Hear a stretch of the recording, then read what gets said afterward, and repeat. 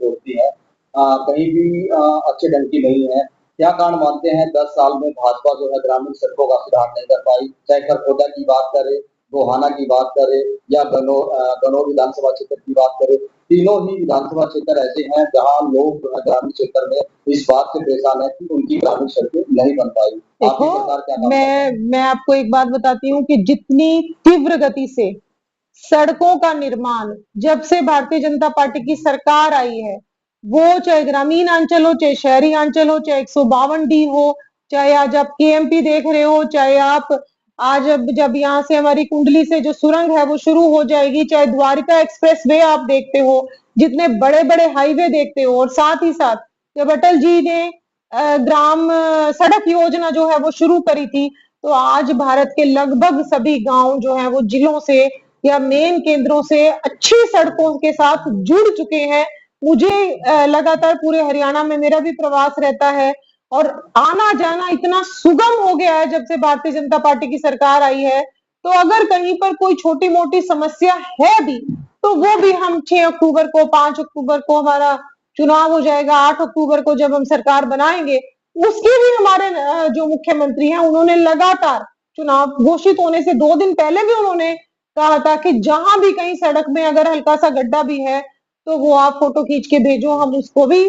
ठीक करवाने का काम करेंगे। और जहां कोई कमी है भी, बारिश में आप सबको पता है कि बारिश आती है और कहीं ना कहीं सड़कें टूट जाती हैं, तो उसकी भी चिंता 8 तारीख को जब हम सरकार बनाएंगे, 9 तारीख से वो भी चिंता करने की आपको जरूरत नहीं है, उसके ऊपर भी हम मजबूती से अपना काम करेंगे। मैडम, आपने रोजगार की बात करी, रोजगार कार्यालय 750 करीबन रोजगार कार्यालय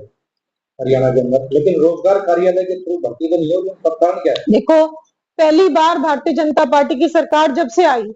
तब से पहली बार तो ये हुआ कि 1,40,000 नौकरियां हमने बिना पर्ची और बिना खर्ची के दी। इससे पहले चाहे हमारे चौटाला साहब थे, वो भी जेल जा चुके,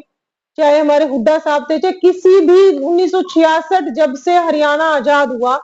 किसी भी चाहे पार्टी की सरकार रही,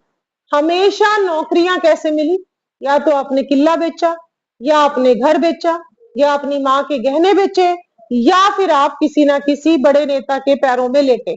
उसके बिना हरियाणा में बिना पर्ची बिना खर्ची के नौकरी नहीं मिलती थी। माननीय मनोहर लाल जी ने ये इतना महत्वपूर्ण निर्णय लिया और उन्होंने सबका विरोध भी झेला, लेकिन उसके बाद भी उन्होंने निर्णय लिया कि पूरे की पूरी पारदर्शिता के साथ हरियाणा में नौकरियां मिलेंगी। 1,40,000 नौकरियां जो है हरियाणा सरकार ने दी, लेकिन और उसके बाद भी जो 20,000 दी वो भर्ती रोको गैंग, जिन्होंने वो नौकरियां बीच में रुकवा दी। सवाल आपको पूछना चाहिए भर्ती रोको गैंग से कि जो नौकरियां हमारी सरकार ने दे भी दी, उसमें भी उन्होंने अड़ंगा लगा दिया और उन नौकरियों को रोक दिया। तो हमारी सरकार पहली बात ट्रांसपेरेंसी से नौकरी देती है। दूसरी बात,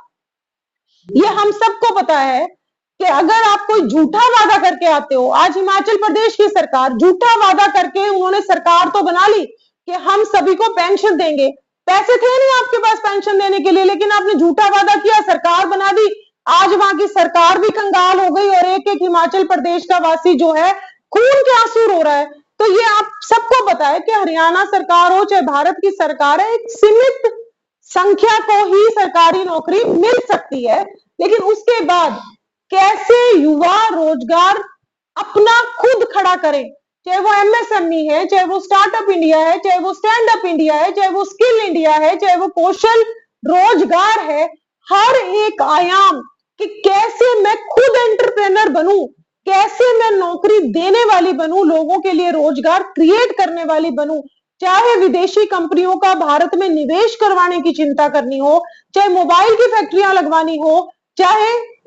रक्षा उपकरणों की फैक्ट्रियां लगवानी हो, ये सारे के सारे आयाम केवल इसीलिए भारत में खड़े करे जा रहे हैं कि भारत के युवाओं को नौकरी मिले, भारत के युवा खुद रोजगार खड़ा करें और लोगों को रोजगार दें। तो ये है मकसद, क्योंकि ये आपको भी पता है और हम सबको पता है कि हरियाणा हो चाहे भारत हो, हर युवा को नौकरी सरकार नहीं दे सकती। हमें रोजगार कैसे खड़े होंगे उसकी चिंता करने के लिए पूरी की पूरी सरकार लगातार प्रतिबद्ध है, जबकि पहले कितने हम इंपोर्ट करते थे, आज कितने रक्षा उपकरण हम एक्सपोर्ट कर रहे हैं, उसको आप देखिए। जब भी कोई बड़ी फैक्ट्री लगती है, आज हमने खरखोदा में कितनी बड़ी मारुति की फैक्ट्री लगाई है, तो उससे आसपास के युवाओं को रोजगार मिला कि नहीं मिला? मैं ये पूछ रहा था कि रोजगार कार्यालय के थ्रू रोजगार कार्यालय के थ्रू जो सिस्टम है उससे लगी रही है लगातार नौकरियां। 1,40,000 नौकरियां हमने दी है, और जितने भी रिक्त पद हैं वो जैसे ही 8 तारीख को हमारी सरकार बनेगी, उनको भी हम सिस्टम के साथ भरने की चिंता तुरंत प्रभाव से करेंगे। अर्चना जी, आपने कहा कि बिना खर्चे बिना पर्चे जो है नौकरियां मिलती हैं, लेकिन रोज गए आपके नेता देवेंद्र कात्यान वो आरोप लगा रहे हैं, राजीव जैन ने आरोप लगाया कि जो टिकटें हैं उसमें पैसे का लेन देन हुआ। भाई देखो, अब बहुत ज्यादा तो मैं बोल नहीं सकती क्योंकि हमारे ही कार्यकर्ता हैं,